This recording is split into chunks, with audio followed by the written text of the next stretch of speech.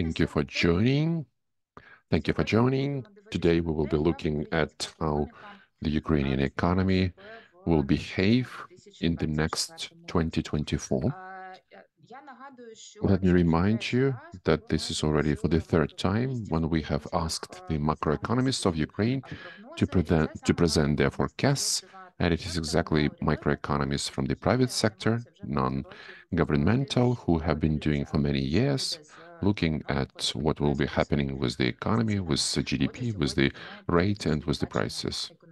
So they will now share their opinions, and I would like to ask your questions to remain in Q&A. Want to listen to our event in English, you are free to choose the simultaneous translation in the bottom panel in Zoom.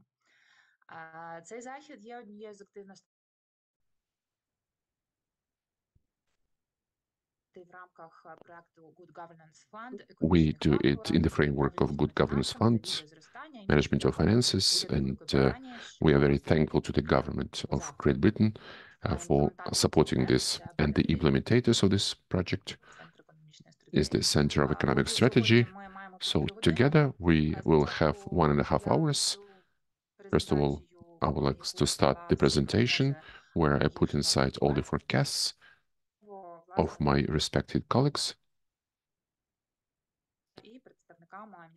and the representatives of the Ministry of the Finances of National Bank, so they could comment their vision, what happens in 2024. So, in this particular issue, their forecasts will be presented by the following colleagues: the Institute of Economic Research and Political Consultancies. Let me launch the presentation first, and let me immediately, I can mention them.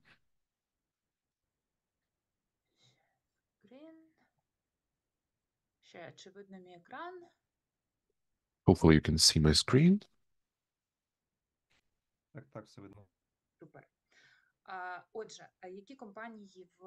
So, which company this time have presented their forecasts? That's Concord Capital, Dragon Capital, ICU, the Institute of Economic Research and Policy Consulting, Blinov Forecasting, the Institute WIIW from Vienna, Oxford Economics from Britain, and German economic team.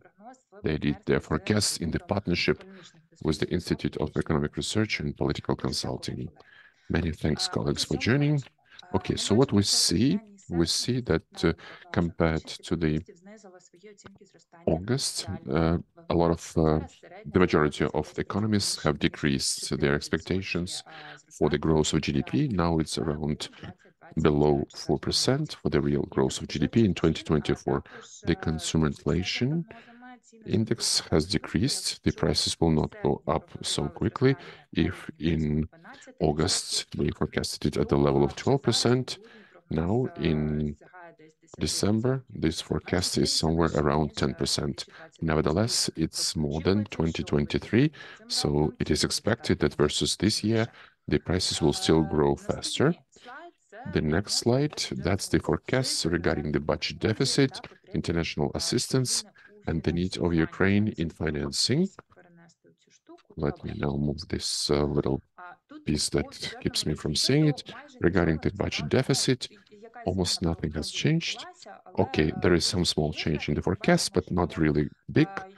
And we see that we have such a unity among experts. The expected budget deficit for 2024 is slightly less than the deficit that the experts expect to have in 2023. But nevertheless, nothing is changed large scale. We still have the war. We still need to finance the army. And still the size of the budget deficit, the average, it's more than $40 billion. That's a big figure. And Ukraine needs to finance not only to finance the budget deficit, but also to pay back the debts where we have the standstill and which Ukraine has to repay in 2024. We have quite an interesting discussion. Hopefully we can hear it from experts and from the representatives of the government and the National Bank related to the repayment of the maturing Eurobonds. let me remind you that this standstill for euro obligations euro bonds will end. So the need for financing that I think this deficit of the consolidated budget and the repayment of debt is estimated at the level of $50 billion on average. By the way, I forgot to mention that for several events in a row, the budget deficit we give without taking into account grants, because the grants, which are part of the international assistance, they are taken into account not as the financing of the deficit, but rather as profits of the budget. But for the purpose of understanding the budget needs and the needs for the international assistance, the need for the funds that we need to engage. So we send this budget deficit with zero, not with the zero, with the star. The international assistance that includes these grants, it is evaluated on average into some $35 billion. These are the expectations for next year, what we will have in terms of loans and grants.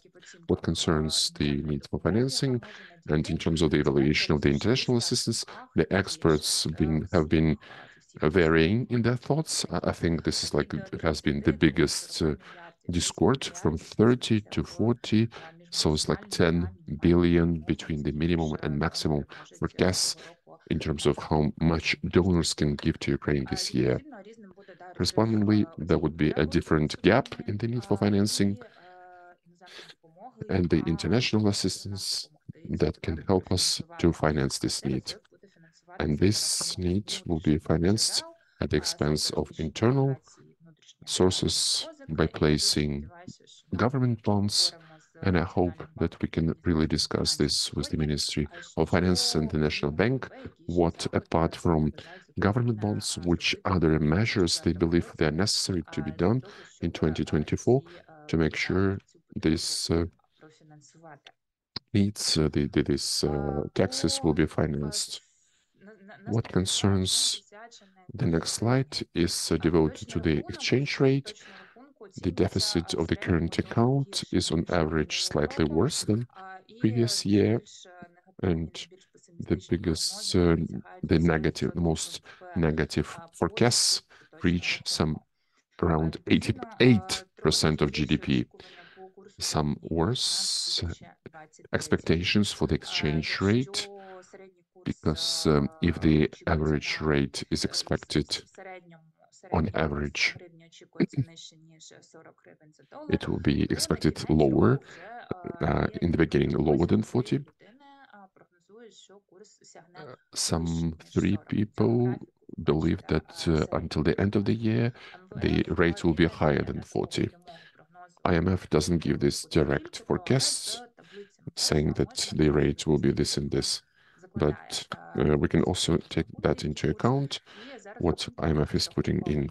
And now this calculated forecast is 41.5 hryvnia per dollar. Based on the reserves of National Bank, no surprises.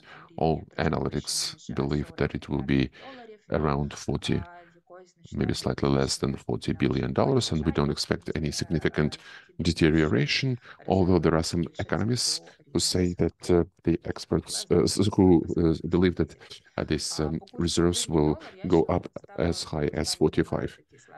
Also, I have mentioned one more thing.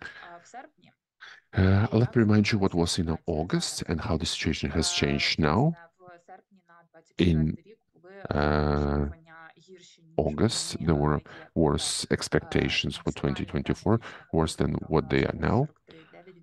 We have the maximum forecast 43.9 per dollars, but on average it's below 40. 4 out of 5 forecasters believed that hryvnia will go up 40 or even higher. Now, only 3 out of 7 forecasters make such an assumption, more pessimistic. So more or less regarding the rate dynamics, the people believe that it will not be that bad. And of course, There are some expectations related to the war, and we can see that 100% of analytics they believe that the war will last throughout the whole 2024. If before some thought that the active phase would end next year, no one expects the active phase to end next year from the ones who are making this macro forecasts. And expert assumptions, I would say, they are limitedly optimistic. They expect a slightly more expanded Ukrainian corridor, and all 100% of analytics also forecast that there will be no blockade on the EU border. Poland, Slovakia, and the rest of the European countries will start to pass through Ukrainian goods in a normal mode. In the presentation that will be published on our website, you can also see the detailed tables, who is forecasting what, in which volumes. Let me remind you that the budget deficit doesn't include grants. If you do this in your analysis, in your articles, if you compare the figures from Ministry of Finance and this forecast, please consider that our revenues do not include grants. This is the QR code that you can donate, because this is the technical medicine assistance to these beautiful girls. Many thanks for your attention. Let me stop sharing my screen, and I would like to ask to dialogue. Today, I wanted to build it in such a way. We have Sergei Nikolaichuk, Sergei Marchenko. We have Alexey Sobolev from the Ministry of Economics. We also have analytics who have done this forecasts, and I would like to do something. I would like to ask analytic specialists to say a few words about your expectations for the next year, your expectations from National Bank, from the Ministry of Finance, from MERT, about the biggest challenges for the government, and then I will ask in a more expanded way to reflect on that Sergei, Alexei, and we will make another Q&A session or the session of comments in the end, based on already your wish. Yes, the recording will be available. The recording will be put on the website of Economic Strategies, and as usual, we make these macro events, and the recordings of all previous events can be looked at, watched on our website, as well as you can find presentations for the previous periods. Colleagues, who wants to take the floor first? Alexey Blinov is the first in my Zoom. Alexey, could you comment the main trends and what you think, what is most important for our national bank team? We, as the forecasters, we have to look back, and it's very interesting to compare what we had when we entered 2023. Both cases, we have a huge uncertainty. Now the spheres of this uncertainty have changed. If you remember 1 year ago, the main negative trend that was pushing us was we had daily shelling of our energy system, and when we thought about the GDP, the basic was expectation, and there was some consensus related to the foreign assistance, and thanks God, 2023 lived up to that. Based on the results of the year, we're getting some 42 billion of international assistance, but for the next year, we can see a certain opposite situation when our forecasts and the forecasts of the government analytics regarding the macroeconomic vision, they're more or less the same. Of course, we can argue about the number of details, about some views, but overall there is this general consensus about a certain slowing down of the economy, but there are some discrepancies in the forecasts. They related to the international assistance, as you have seen in the table now. The evaluation goes from $30 to $40 billion. So the ranking is very much a comfortable figure, which doesn't entice any concerns. It's even bigger amount that we would need to cover the budget, although this is very transient. 30 billion is possibly not a very pleasant volume, but still it doesn't threat the macroeconomic stability. It helps to go through this year one way or the other. But when we say about 25 and lower, then it's already a direct threat for the macro stability, and half of our discussion will be around this dilemma that really is worth talking about the adjustment of the forecasts. Thank you, Alexei. I think that the question related to outside financing, I think it's most interesting and most controversial. Vitaly Vavrishuk is the next one. Good afternoon to all. Alexei has mentioned about similarity of the macro forecasts by a lot of indicators. I wanted to emphasize more on this particular fact, but I wanted to actually start from the point that to make such an opinion, I think we still have very good chances that 2024 will be relatively quiet related to the macroeconomical situation. Looking at the forecasts, what are we discussing? We're not discussing whether the next year will be the growth or the fall of GDP. We are discussing whether this will be 3% or 5%. When we talk about inflation, nobody even accepts that the inflation get out of control. We're just discussing whether it will be 8% or 10%. Regarding the exchange rate, we're trying to guess whether it will be 38, 39, or 40. Again, it seems to me that this could be a very much a principal difference, not in the crisis conditions.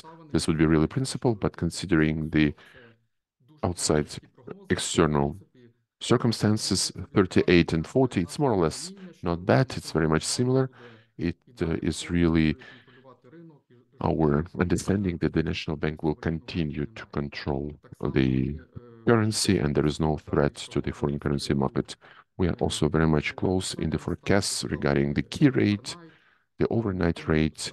Nobody expects some sharp increase or significant decrease next year. So overall, the situation looks very much forecasted, expected. But once again, let me say once again what Alexei has said. All of us have certain expectations related to the size of this international assistance, and the majority believes that this question will be solved in favor of Ukraine. And I think most of the partners will continue to support Ukraine for the future. Thank you, Vitaly. Olena, please. Олен, ти виключена, ти на м'юті. Так, перепрошую. Добрий день всім. Так, дякую за організацію цього заходу. І тут важко не Thank погодитися. you for this. It would be difficult not to agree to the ones who have been already giving the floor about the main tendency in economics. I fully agree that we are working already in a different paradigm than we were in the that was in the beginning of last year, also in the beginning of this year. And I wanted to emphasize the main drivers related to the economic growth, although we do agree that it will be 3, 4, 5%. But as far as I'm concerned, this will depend whether this temporarily sea corridor, the Ukrainian corridor, will work or not. For me, it's a key factor for the growth for next year. Based on our evaluation, it's exactly this factor can really affect the growth of GDP by 5 percentage points. It's absolutely different when there is no corridor or when the corridor is working absolutely fine, when the volume of exports That's going to be like 7 million tons per month of exports if you take all three ports. So to me, it will be a very critical factor when we expect that it will be our corridor will work. Hopefully, maybe not for the full strength, but the second factor that also is to support the economy next year is the development of our internal military complex, because that's where there is not too much data, but what we see from the official state data, the production of certain military goods has exceeded 50% from the pre-war times, and I hope that this trend will continue. The main risks is this international financing, because all of these achievements, these are the positive surprises from the economy. They are very much thankful to the fact that we have had a very rhythmical and significant amounts of external financing. So that's the main risk to me. Apart from that is this sea corridor. As I said, to me, it's a key factor. If something happens, this will be negative. Additionally, we have these problems related to these exports in some landways. We hope that the blockade of the land via Poland will be lifted. But if it doesn't, then it will be Добре, negative for the Олена, economy. дуже дякую. Thank you, Попрошу Olena. I Олександра would like to Петлій. ask Розкажи про те, що ти думаєш Alexander по зовнішньому фінансуванню в Bitly. цей час. Alexandra, please, what do you think about the external financing? Так, Оленка вже почала, в принципі, говорити. Olena has already started talking about that. Хочу нагадати, I would like to remind you, більше I'm 200 looking, людей присутні. we have more than 200 people. На всі видатки, All the expenses, крім воєнних, apart from the military, apart from defense and security, they are financed at the expense of international assistance.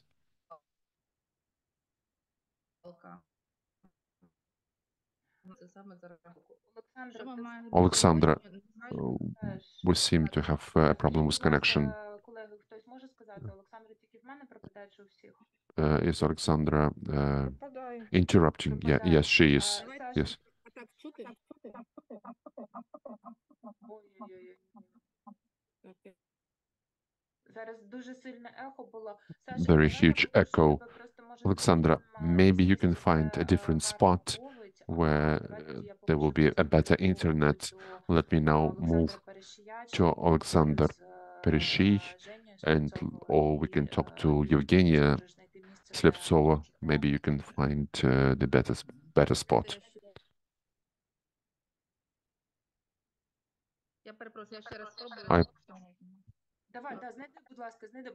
Please, could you find a better spot, because we can hardly hear you, and really it would be very much interesting to hear what this international financing is expected, and that is.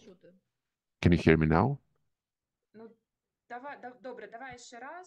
Try once again, because if it doesn't work out, maybe you can search for a better spot. Good. So what we are saying for the next year, we're talking permanently about it. We are saying that we're expecting, and we have not yet expected for the decisions for the states. That is very much necessary to give us the financing. We don't have yet confirmed financing from the European Union, but we are expecting for their decision in January, February. And the key question is, so this short period of time, so we would hear about this assistance. Possibly Sergei can talk more about it based on our expectations. The government has enough stock, and we have been helped by Japan, by Norway, and that supposedly should help us. But again, what is this about? We have done the monitoring of fulfilling our obligations with our partners, and we are saying that Ukraine will have to timely fulfill their commitments, because Ukraine facility, there will be key plans. I believe that it will be for the civil society and business to really fulfill these obligations.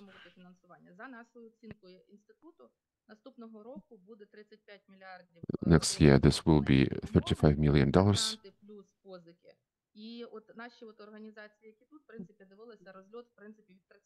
And we have looked at between 30 and 40. We are being very much optimistic.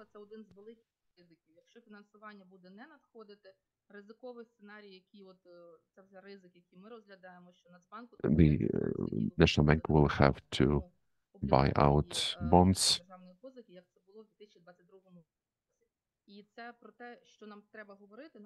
And this is something that we should talk about. We have to discuss it at various levels because with these huge risks, it's important to have this plan B. Дякую, Олександре. Я зараз в Гамбурзі, в Німеччині. Тут всі обговорюють, як Орбан не дав проголосувати. We have been talking how Orban did not let vote for this 50 billion for the Ukraine's facility. Everybody is very unhappy, but I hope that we will be able to cover up this problem, and so this will be beyond the purely Ukrainian question. So that is very much difficult. So also in the US, it's also beyond purely assistance of Ukraine. That's already a political fight between the two parties. And it's not only to help or not to help, it's more influencing these votes in a much wider agenda.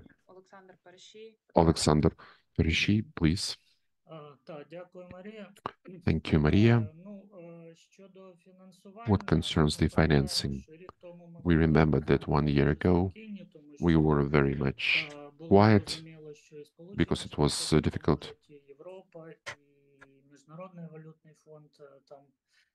The Europe and the International Monetary Fund, they started this program.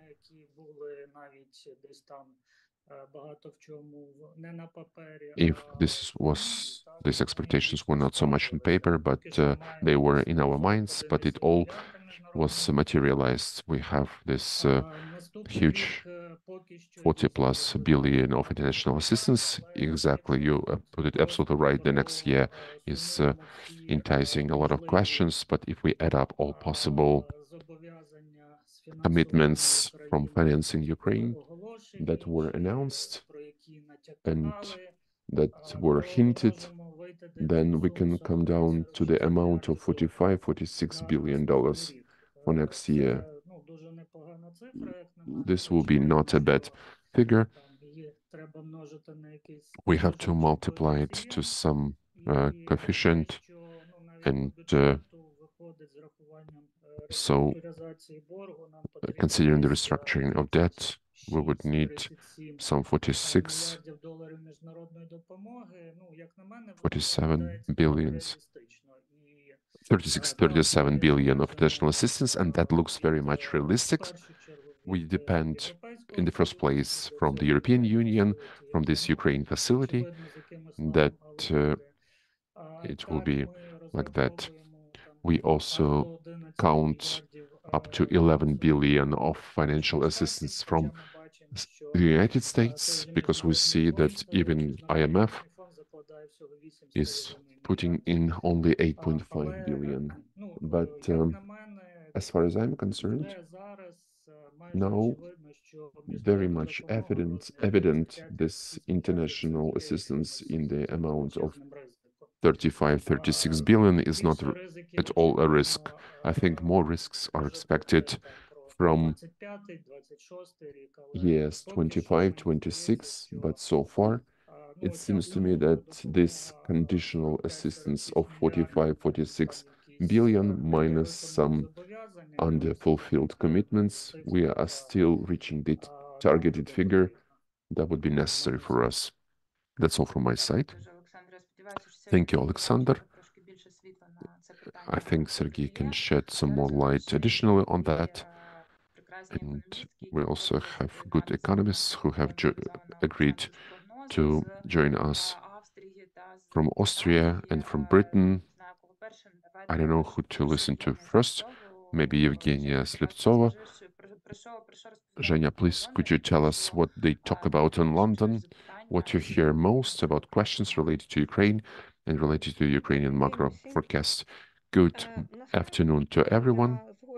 In reality, I absolutely agree that our forecasts are quite positive for this year. We have the consensus that everything is all right. It should be all right, and I really hope that it will be like that. But I agree that I would agree that we should have worked more on the risk scenario because we don't hear how it can be. What it be? The money printed, I mean, we understand what experience, what influence this could give. So for me, it's a part of the to-do list. I also have quite a positive overview for the corridor. I think the latest figures have been quite positive. It's more than in May being exported. That's a very upside risk. Of course, it's going downside. The international assistance, it's like a huge elephant in the room that has to be very thoroughly analyzed. What happens if it doesn't arrive that much as we need? But again, what I wanted to say, something interesting, something that was interested in terms of our clients, our multinational companies. There is a huge interest from all construction corporations to investments that will be into the recovery of Ukraine. Of course, this is not for year 2024. I really hope that this could be in 2025. When the active phase of the war is to finish, I've asked my colleagues and they said, what is with your investment forecast? Some 3-4% for 2025. It's too little because all our clients are asking, what are the forecasts and what are the possibilities there? And what is interesting, when I tried to calculate this 400 billion, which are being cited, that's something that we would need for 5 years. That's huge money. This would be really huge influence on GDP. But not all this money should come from international official partners or from the Ukrainian government. I believe if we do have the risk insurance system, then the private sector can come with a lot of pleasure and everybody is just ready to start running. We will ask Alexei Sobolev about the system of insuring risk. Now the last comment from the expert. I will ask Oля Pindyuk from WIIW. Yeah, yes, just let me say a few words. Thank you for giving me the possibility to join. And apologize, this forecast is not full. I have had 1 week of vacation, so it was quite difficult to find time. But in any case, so I would really emphasize on some pessimistic expectations related to this international assistance. So what we see here in Vienna, we see that the assistance can come. It will not be in such a rhythmic manner that it was last year. It's very likely that it will be in lesser volumes because Hungary plans to block it as much as possible, and the European Union should search for some alternative ways. This will be not easy to agree on that. That has to be taken into account. And I don't think this can be so favorable as it has been this year. Also important, not from the economical point of view, but we also have to think of the factor of this assistance with arms. This will indirectly influence the economy. Unfortunately, things are not so brightly looking. you can see that the political cycle in the states is not so perfect. Colleagues, many thanks to all. The next steps will be, I would like to ask to keep everybody the Q&A. I don't think we will find a lot of time for Q&A, but some time hopefully is left. And I would like to now move to the performances from our colleagues from the National Bank and the government, maybe like each of you 10 minutes, and then the analytics can reflect on what has been said. I would like to ask Sergei Marchenko, the Minister of Finances of Ukraine. Sergei, we see that what is happening with this financing engagement of international financing and covering the needs. That's our biggest uncertainty. How does Ministry of Finances sees that? What are the A, B, C plans? Thank you, Maria. Thank you, the participants. It's been very interesting to see your forecasts, your expectations. Definitely, we now have some issues related to the rhythmicity of the international assistance for next year. You absolutely understand our expectations. And basically, from the point of view of whether we see this financing in next year, yes, we see it. We also see that this need will be closed in the volumes that we foresee, and I absolutely have no doubt about it. The only thing that is worrying us is this rhythmicity, the rhythm of this monies and the timeliness, because now we didn't discuss the risk. We do have the risks in January and February because we don't have enough taken decisions for January and February, so we could independently cope with. So now we have the mechanism, and you say the plan B. We will try to bring closer those resources that can be really brought to January and February, some other things. This will be increasing. Тобто ми думаємо над тим, яким чином нам забезпечити необхідну ліквідність протягом січня-лютого. Ситуація не є критичною, просто є розуміння того, що в цей період нам потрібно буде максимально покладатись на внутрішній ресурс. У нас в даному випадку є нормальна конструктивна кооперація з Національним банком, і я думаю, що ми спільно безболісно виконаємо всі необхідні заходи для того, щоб профінансувати потреби в видатках. Але потенційні ризики, які ми бачимо на наступний рік, вони, на жаль, є поки що недостатньо дослідженими, я би так назвав. Це ризик необхідності збільшувати видатки. Ми, якщо ви згадаєте, 23-й рік 3 рази переглядали бюджет саме під військові потреби. Сказати, що військові потреби ми забезпечили в повній мірі, я не можу. Але сказати, що ті кошти, які є, це максимум з того, що ми можемо надати, це також правда. Тобто ми максимум, який змогли передбачити на сектор безпеки і оборони, ми вже передбачили. Тому особливостей якихось інших не передбачається, тому зараз у нас є розуміння того, що якщо не буде якихось особливостей, ситуація є під контролем і можна все профінансувати. Але, знову ж таки, найбільша невизначеність нам формує сектор безпеки і оборони. Ми не можемо сказати, в який момент кому що там не вистачить.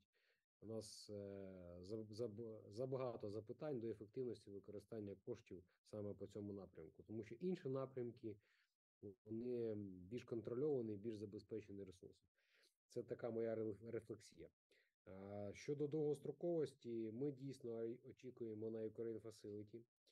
Це інструмент, який дозволить нам на довгострокову перспективу отримати гарантоване фінансування. І на протязі року ми будемо працювати з партнерами, яким чином нам забезпечити фінансування 2025 року. Це непросто, тому що, по-перше, електоральні цикли зміщують акценти з України на інші проблеми, зокрема внутрішні проблеми. Але ми працюємо і Є сподівання, що ми зможемо замістити певні джерела іншими джерелами. Немає зараз необхідності, умовно кажучи, посипати голову пеплом, але ситуація в 2025 році на даний момент виглядає більш складною, ніж в 2024. І тому зараз ключовим And now the key factor that we will need to work on is to understand our possible expectations for 2025. But once again, it's very difficult right now to forecast for 2025 without a very clear picture of 2024. I hope that in January, possibly in the end of February, we will have a better, more clear picture of financing. Some more clear understanding will be regarding the European Union, regarding the United States, in terms of the assistance. And on that basis, we will be able to understand what's going to happen in 2025. Once again, the question was to the Ministry of Finances, the possible funds for the financing of funds for 2025. Yes, this is the issue which we're doing, and there will be an understanding how we will provide for that. Thank you, Sergey. I wanted also to ask you to comment some figures in terms of this 30-40 discrepancy. And you also have shown that you have commented the need in the outside financing, and the evaluation of the Ministry of Finances decreased from 41 to 37 million. Maybe you can mention one figure, how this decrease happened, and what do you think it will be? The figures have not changed. The need for the outside assistance for the financing of our budget needs is $37 billion. Why we set about 41? Because we also included all the engaged assistance, which was meant to be forwarded to some risk programs. And we have taken certain measures after the last mission to make sure that our internal steps, to show some internal steps to decrease this need. So this was like a common work of our partners who have increased their share of financing for the next year, as well as the government, which has foreseen that our need for 2024 has to be in this amount, 37 billion. That will not include the needs related to the lending programs from international financing institutions. So we're trying to communicate and to have this common position with IMF. We say that this figure should be $37 billion. Okay, what is the peculiarity here? Let me emphasize, we are not including the assistance from international financial institutions. We are talking about the net financing for the needs of the budget. Have you already included these measures for the IMF program for the revenues of this GDP growth? No, these measures are not yet included. We're working, and I think the national strategy of revenues will be taken, and in the framework of this strategy, we will foresee certain measures related to the increase of the possibilities for the provision of the revenue part of the budget. Many thanks, Sergey. I can see that you're commenting in the webinar chat. In case you have some questions, please don't leave them in chat. Please put them in chat. Please, the questions to speakers should go to Q&A. And now I would like to give the word to Alexei Sobolev, to the Deputy Minister of Economy of Ukraine. Alexei, you see that everybody is kind of agreeing that the economy will grow, maybe not at such a high level, the level that we would want it to have it, but the growth will be there.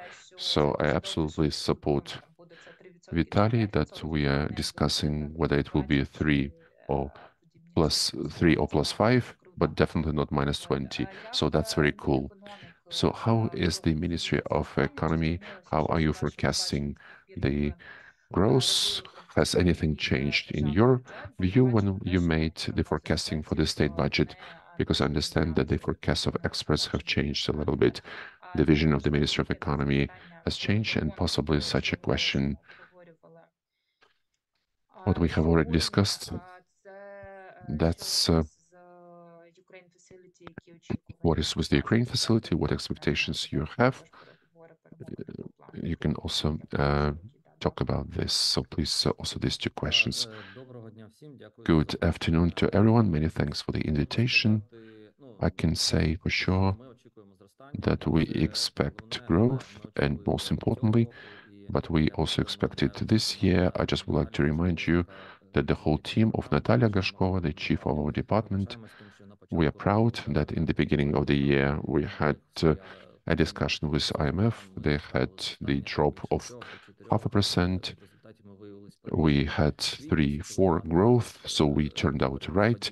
Also in April, World Bank also discussed drop this year. So we hope that our forecasts will be still better and we're a little bit more optimistic than on average. The other experts for the next year, we see the growth of 4.6, somewhere in between. So, but a little bit more optimistic than the National Bank. And I think it's normal. Nobody knows how it will be, but the trend is definitely we're not discussing fall, we are discussing growth. And from the most important macroeconomic factors that will be influencing is definitely export, and that's why we are working to make sure that we would expand export.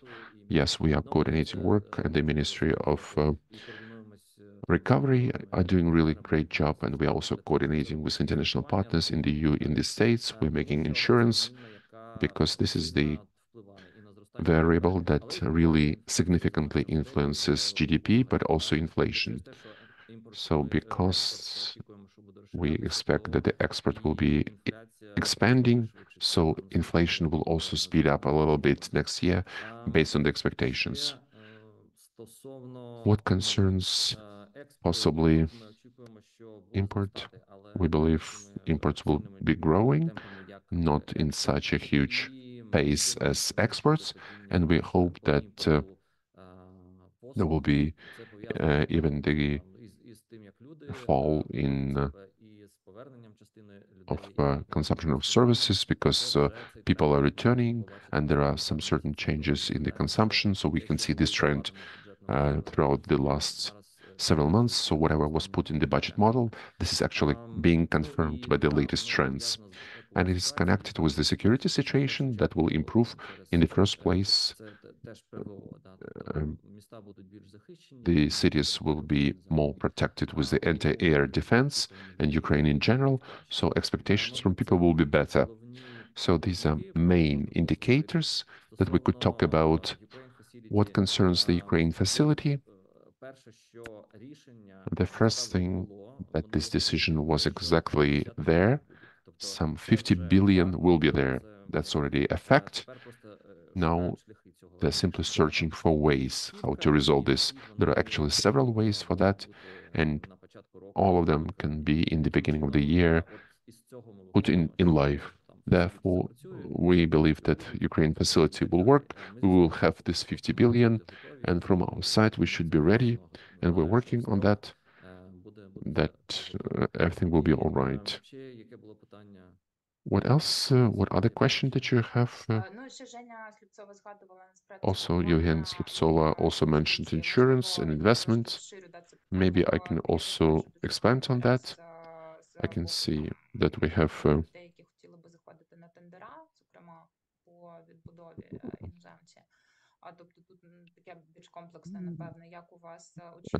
how do you expect regarding the international companies then for insurance from military risks, international investments, and similar services? Insurance, the mechanism of insurance is done by Volodymyr, the other deputy, but to me, this is one of the very much priority directions. We are very much fruitfully working with the Europeans, with the British, with the States. It will expand. There is a great number of problems, but one of them is not a very big number of projects that the business is applying for. It could have been bigger, then it could be potentially more of similar transactions. So for certain places, we have started the mechanism of ensuring the ship, then cargo, but investment insurance also should start working better. What we know, I will not talk about the tenders, but Ukraine facility has some 8 billion of making laws more affordable, de-risking, and that should bring some additional 30, 40 billion of financial resource, various resource, starting from international financial organizations, and part of that can come in next year. And we're working with business. We really would want that the biggest part would come into the private sector rather than the state and municipal. Therefore, this resource will definitely appear. We did not have it this year, and I think this will be an upside risk. It is in our forecasts, but possibly it is not yet taken into account, but it also influences how Ukrainian business will do this, because you will have to go through all the procedures, get some additional access to this money through MFO, international financial institutions. So we are also counting on that the Ukrainian business will feel slightly better on ourselves, the improving to financing next year. Thank you, Alexei. I think we will have the possibility to also hear when we have the Q&A session from the experts who have joined us. Colleagues, if you want to ask any question to any of the state speakers, this of course will be possible. I will give you the floor. Please raise your hand. Now I would like to thank to Alexei, and I would like to move to National Bank. Sergei Nikolichuk, Deputy Head Chairman of the National Bank of Ukraine. We have quite a lot of questions apart from trends and forecasts for 2024, which NBU sees. Of course, NBU also has a significant, serious team of forecasters, and there is also an issue related to outside financing, what National Bank will do if there will be no external financing. Do you see any enough potential in terms of government bonds from the banks that will be able to cover up this gap? Or maybe we would need to talk about some other measures that nobody likes to talk about. That's the first part of the question. And the second part of the question is very traditionally, do you see any space for the further decrease of rates, or this growth of inflation will keep you from doing that? Sergei Nikolichuk, please. Thank you, Maria. It's very much an interesting event, very good tradition, and reality this time. I believe that the main peculiarity of this event that all of our forecasts are quite close. I'm talking about the state forecasts and our forecasts and how we will go through the next year and how to prepare ourselves for the future challenges, as well as the forecasts of the non-governmental organizations as analytics. I will not discuss our forecast official, which we approved in October. It is very much similar to the consensus, to the majority of others. I think more or less everybody is like that. So the situation is very much different from what we had 1 year ago.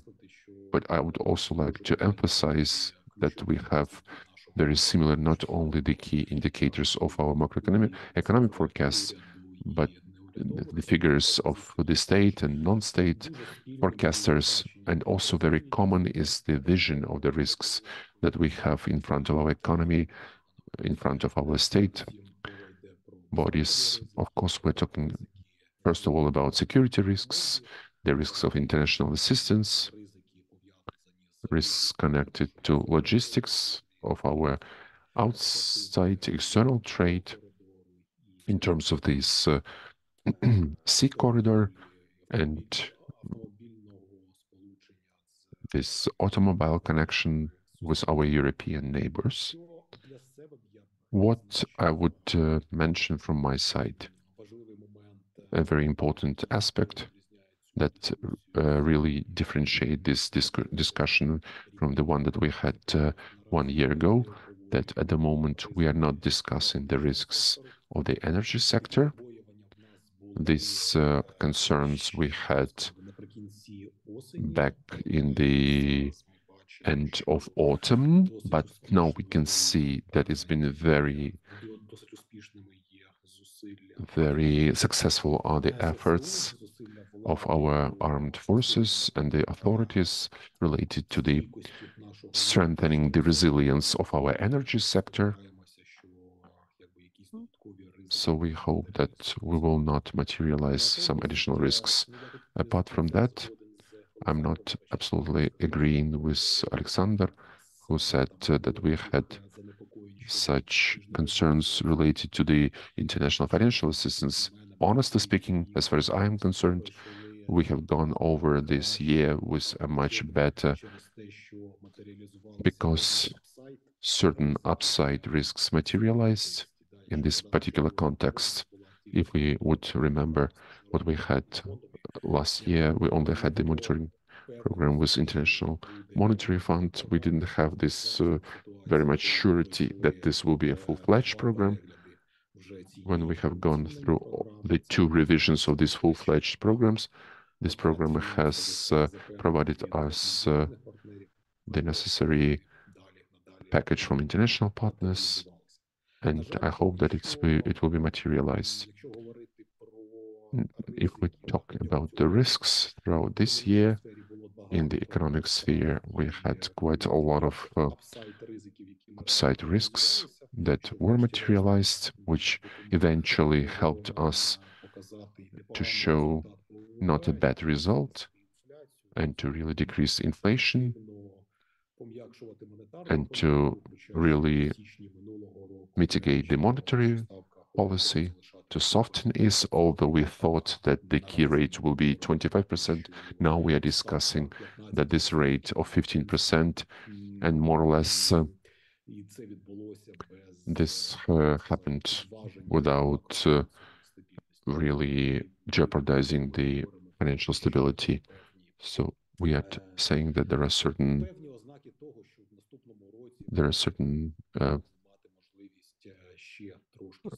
signs that there is the possibility to decrease the key rate even further,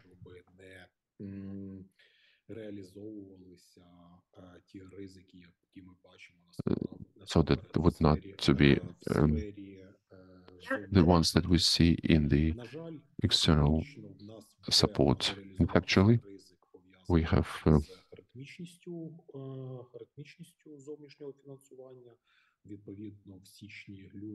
in January, in February, as Sergei said, this will be the liquidity risk. And honestly speaking, we have the Minister of Finances. We have all the chances to overcome this challenge without returning to this emission financing, without that step, which in our opinion, in order to overcome the short-term problems, can really entice quite negative medium range consequences, to really ruin trust to the authorities and to really undermine this financial stability. So it's very much necessary for us to overcome that challenge. At the same time, yes, the risks are becoming stronger, connected with the adequacy of this external financing. In our opinion, the base scenario remains receiving 38 billion US dollars next year. And factually, quite a comfortable for us environment, but we have be ready that in the medium range perspective, we would need to create the basis to really rely more on internal resources and to count less on external financing, and additionally also to have a certain plan B, because we understand really well that those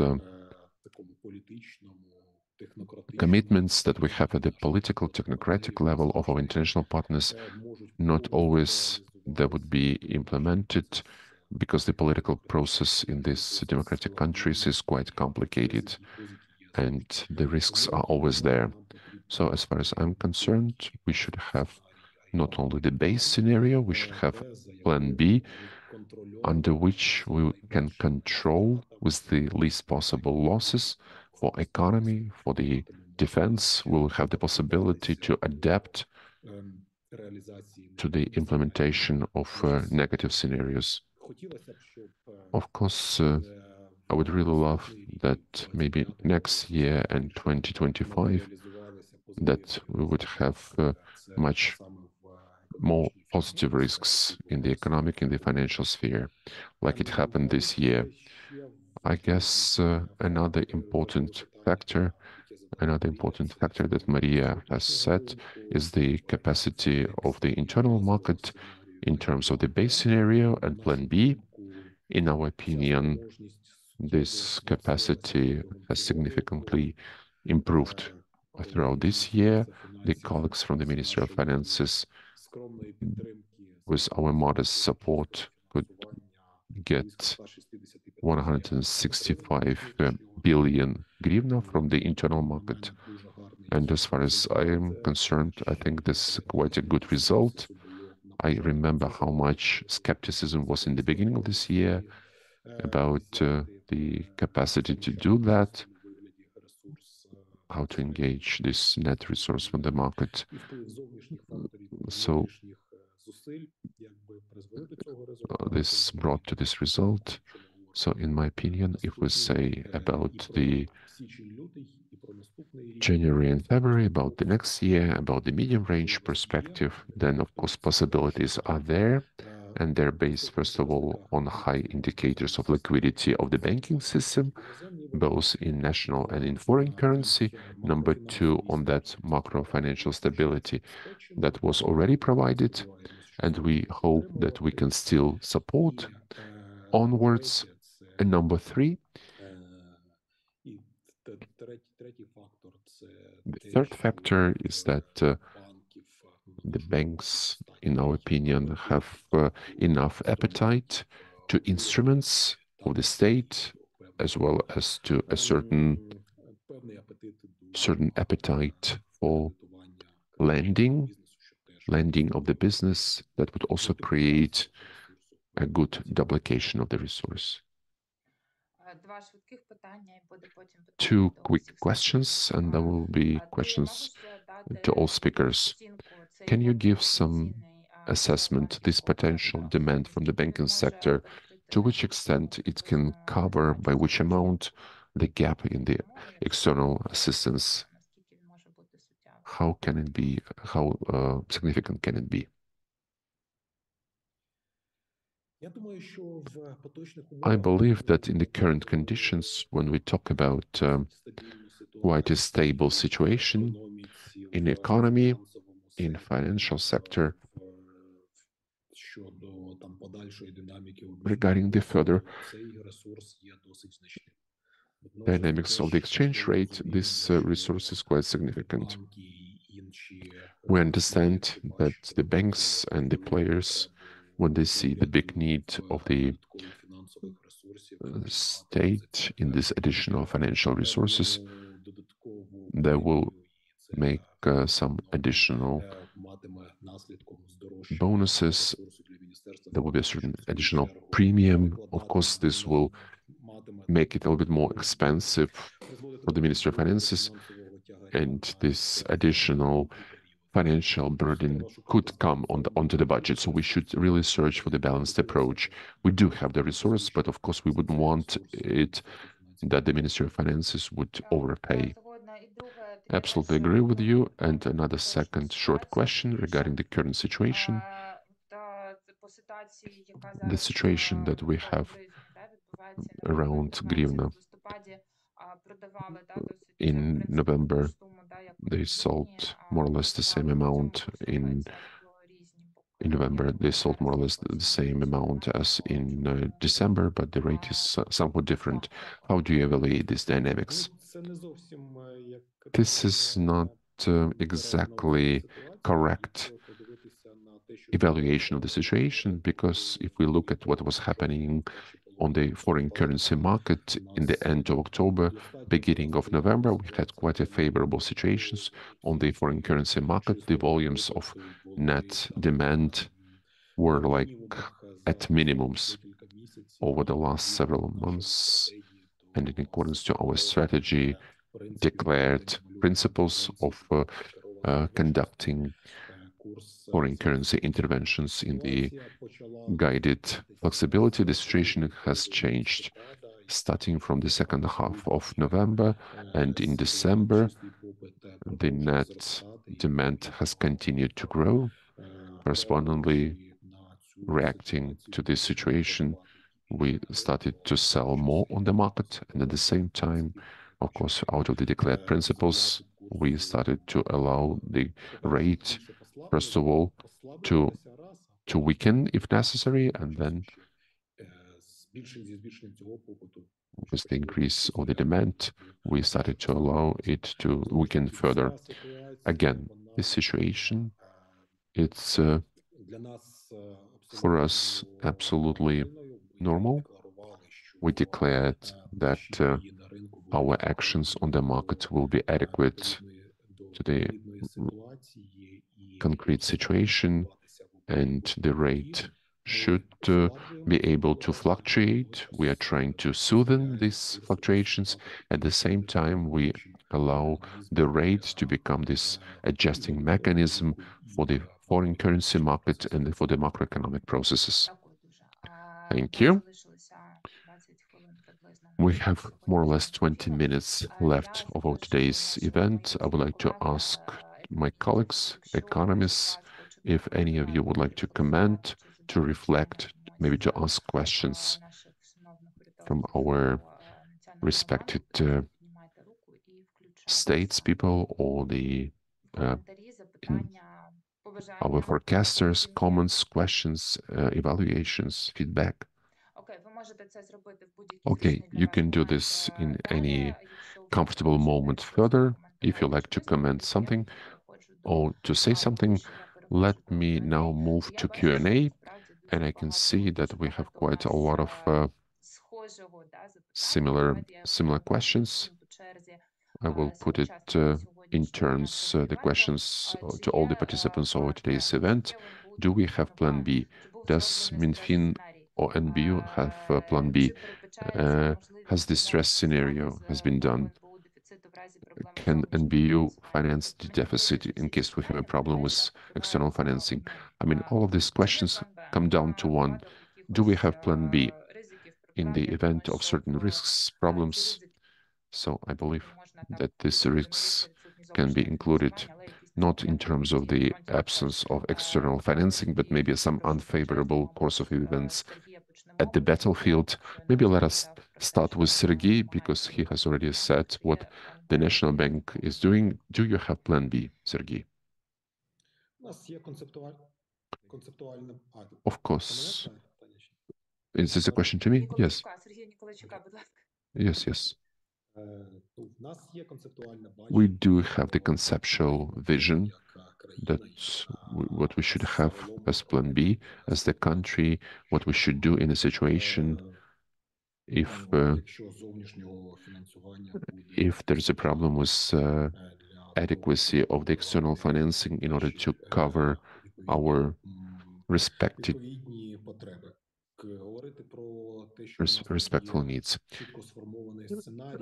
Just to say that we have a clearly formulated scenario that will be reacting with very specific way. As far as I know, we don't feel the need for the development of such a scenario.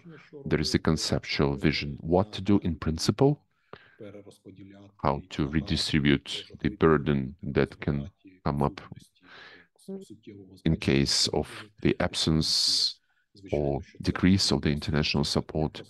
Of course, this will not be easy, not very easy scenario.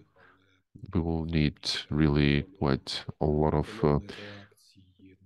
hard steps, but it would be very much necessary for the controlled response to such conditions with some actions. But of course, the vision is absolutely here. Thank you, Sergey. Sergey Marchenko, please. Do you have a plan? Of course, we have a plan. We have quite a significant experience of cooperation and going through difficult periods. And we have some adequate teams of professionals who are working on that. We have shown this, we have proved it, and now we have a situation when we're really not waiting for the situation when all the decisions are taken by our partners. We started to work on Plan B and the decisions. So what is Plan B? In our opinion, this is that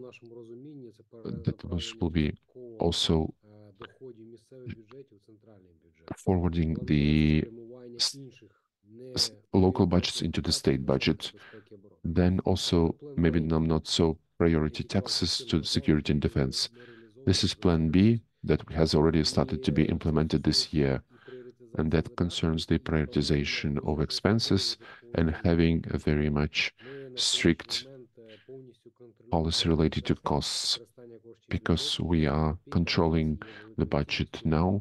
Every kopeck is very much precious, and we don't have the possibility to use the funds to the needs which are not priority, which are not first priority. So we do have Plan B, but to understand us correctly, the economists, the civil economists and financial guys, when we have the war, and in essence, any uncertainties and any need in some complicated decisions,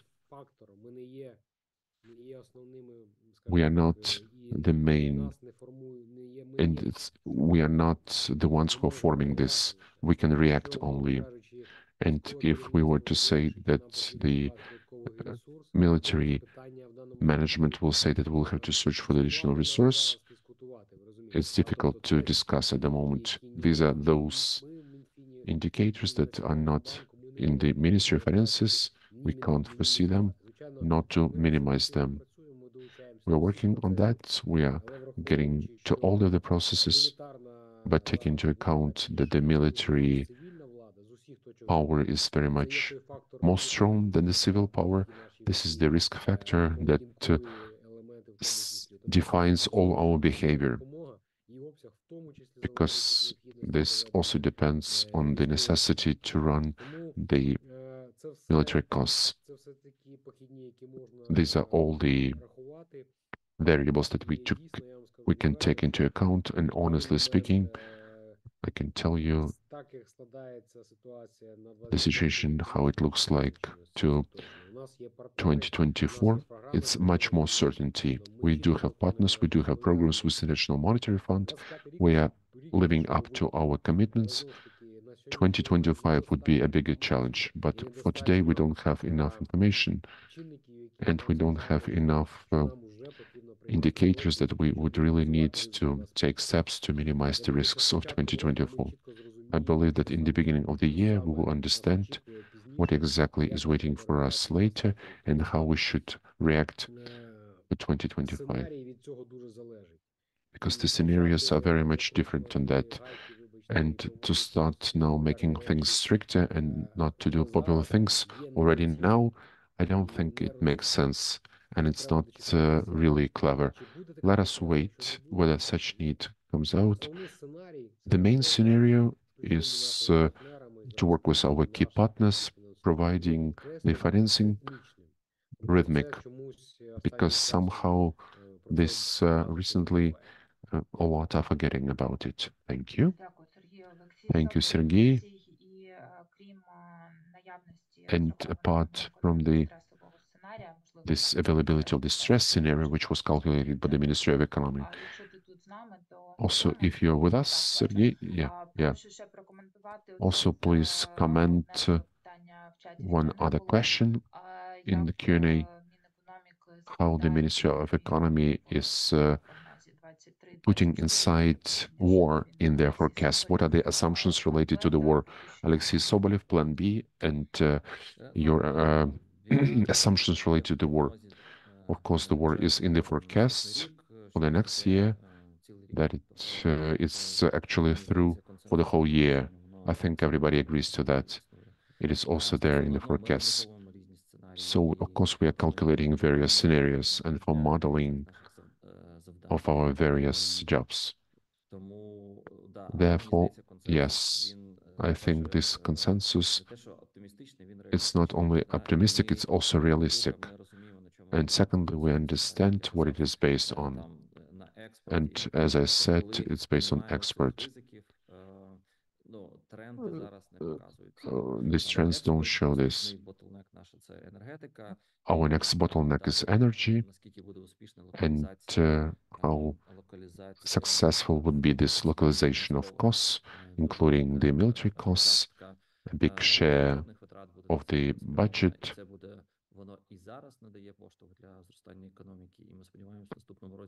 That helps us. The trends are so far positive. Regarding the assistance, I would like to confirm that the European assistance will be there, the American will be there. So I believe this issue for the time being of the liquidity. Many thanks to everybody. We have just some small time left to just ask a few questions from Q&A.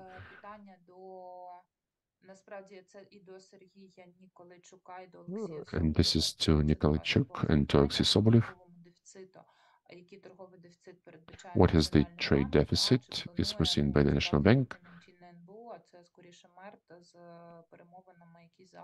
This will be mostly March.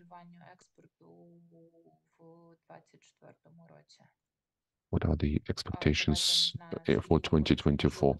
Sergey Nikolaichuk, maybe you can talk about the expectations of the trade deficit. On Alexei, maybe you can comment on the plans to stimulate exports. The trade deficit will remain significant.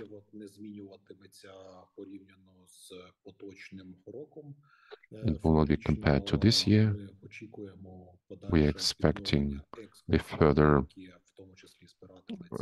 reinstatement of exports, which will also be based on effective functioning of the new sea corridor. And that's where we see some positive expectations even versus our October forecasts. We really hope that there will be no significant blockades by our international partners, and for the imports, we also believe that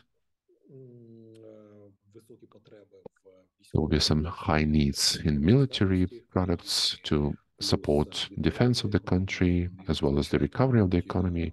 Of course, this will all define the further expansion of the imports, and exactly through this factor, we don't expect some significant decrease of the deficit. Yeah, we are not also expecting any significant changes in the exchange rate dynamics, and because of this factor, we are also not expecting any significant adjustment of the trade deficit. At the same time, I would agree to Alexei, we have taken into account and we counted that there will be a certain localization of the production for the military needs, defense needs, and we also expect that we will have fewer costs of our citizens who are abroad through a number of facts. So these facts are also taken into account in our forecast. Alexei, to you. I have repeated the words said by Sergei. That is very much similar. I think it's a good situation. I hope that's how it will be, because there are a lot of smart people are thinking in the same way and are working on that. Export is our first bottleneck, which I believe we could find the mechanism that will really unblock it. We can see how the situation is growing. The situation with Poland is improving, and we are also working on that, including insurance and the rest. And this is one of the first points where we, with international partners, are regularly taking effort. So hopefully next that will expand this export, it will be also part of what we have in the energy. We will have to see how we will go through the winter, but yeah, we are also working to make sure we have things all right in the energy. And the next one is the shortening of export. So in general, the payment balance, we expect the deficit of the payment balance would be more or less same as this year, plus minus. But already in 2025, it has to be better. In Q&A, we have two more questions, which I really wanted to ask to Sergei Marchenko, but Mr. Marchenko unfortunately had to run away because he has some other meetings planned.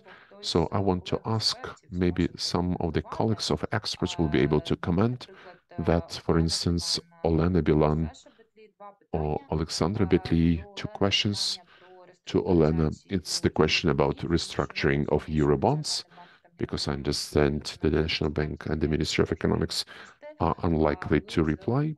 But you, as the investment banking perspective, how do you see the prospects? What will be happening with that? And to Alexandra Betli, our last question, and please to stay in time related to the Russian assets, because I know that you also, maybe Olga Bentyuk would also mention about it, about this Russian assets. Olena, please, regarding the Eurobonds. The question is regarding the plans of financing Eurobonds, and we will have what it will be for the Ministry of Finances, which way it will have. I don't know what will happen with the Ministry of Finances. I can only say that what we discuss, we will not have the payments for the Eurobonds.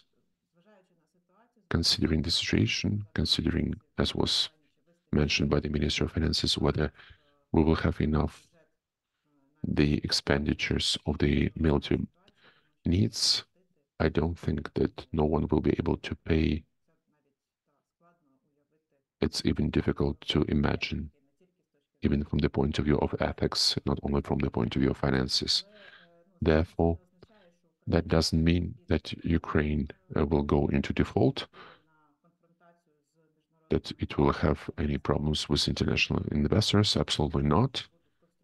I hope that there will be some constructive negotiations with the holders of Eurobonds. It's difficult to say how it will be. Hopefully, there will be the extension of the, how to say it in Ukrainian, standstill, zamorозки, standstill of the payments. That this could be also a comprehensive, full-fledged restructuring. It's very difficult to say at the moment which specific scenario will materialize, because that's the issue of negotiations. And an important position will be of IMF, that the sides are taking negotiations, and this is the analysis of the resilience of the debt. Again, I want to emphasize that we do have payment costs for this maturing bonds, because at the moment we don't have any legal grounds not to put this inside the budget. But once we have conducted the negotiations, I hope they should be ended in the middle of the year, because the budget indicators will be reviewed and all of the savings should go to the war-related needs. At least in our forecast, we are already putting this inside, that we will not have the repayments for the Eurobonds, but rather it will be. We would ask to quickly comment regarding the Russian assets. Olga has we have done a special measures why we can confiscate the Russian assets and nothing bad should happen. Olga, please just say in a few words, and also based on the results of this event, and Alexandra Betli about the expectations. Thank you. I wanted to say that this is the research that you have also took part. I think we have altogether a big expertise. The main result from the analysis and from the discussion that we had last week, we don't have any problems in legal terms. Economically also, we don't have it, because this has been, in essence, the market has already eaten this up. These assets are frozen. All the investors took this into account. So the only small issue remains of the political will. And unfortunately, this is being slow. The European Union is very powerful, huge bureaucratic body that moves in some crisis conditions. There could be some changes for the better, but we need some critical mass, which is not which is not yet there. It's difficult to forecast.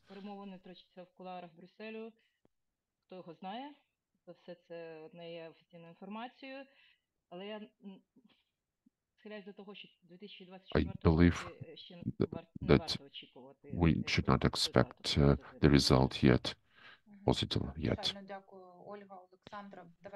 I believe Olga and Alexandra. Very briefly, we have analyzed this subject. In 2024, we expect not the confiscation of assets, that the profit from these assets, that they could be directed to the budget of Ukraine. Unfortunately, even this is very slow for the time being, because our partners are thinking whether to send this through which channels. So advocacy should be that they would give it to our budget financing. That's for the European Union. For the states, we have almost received the approval of the legislation. Hopefully they can move faster. And the first decision was already approved. But really, this is also the political question, because when we talk about the confiscation of Russian assets, Germany is afraid that this law, this directive, can be used by the Polish against restitutions of Germany. So it's a very difficult context. And very quickly, restructuring should be there, because it is foreseen in the IMF program and the 4 billion that we have mentioned from the savings. And there was also a question regarding the workplaces. Based on our forecasts, the number of workplaces will increase, but it also depends on the work of the Ukrainian corridor. It's called the Ukrainian corridor, not the temporary corridor, because the better this corridor from the grain initiative, more cargo is going out, even during the grain initiative. And most importantly, the metallurgical products are exported, and really metallurgy can really launch quicker. So that's about jobs and about situations is there. Thank you. Thank you, Alexandra. One last remarks, wishes, welcomes, Merry Christmas, Happy New Year. Alexei, Sergey. I would like to quickly say I really liked what Alexandra said. That's our common work. And also over the Russian assets and the rest of the assistance. This is not assistance to the Ukraine. That's the assistance that we should do ourselves. We are fighting for ourselves, but also to a great part that we will not have a lot of losses within our partners. So this common advocacy, it does work. And secondly, for the Russian assets, we really need to press. And from our side, we're doing this permanently. And we're doing this in the Ministry of Justice, and the Office President, and the Ministry of Foreign Affairs, because again, these are the funds that are, of course, there is the political risk there, but everybody knows that Ukraine is staying strong, it's developing, and it's protecting Europe. Happy New Year. Дякую. Я Thank зараз... you. О, Сергій, теж хочеш, так, сказати? Sergey wanted to say a few words. I just wanted to say some similar words to Alexei. I would agree to each of his words. I would like to also to greet everybody with the coming holidays, with Christmas and New Year, and to wish that all of our forecasts that we discussed today, that would really become very conservative, and that next year only the positive risks are implemented and materialized in all spheres, including security, external financing, and economic response to all these processes. Thank you very much. From your first speech, I want to believe that only positive risks would be materialized. So at this note, many thanks to everyone. Have a nice, quiet New Year and Merry Christmas. Please donate, listen to us, join, and make conclusions. Thank you for joining. Thank you. Goodbye. Happy holidays. Bye.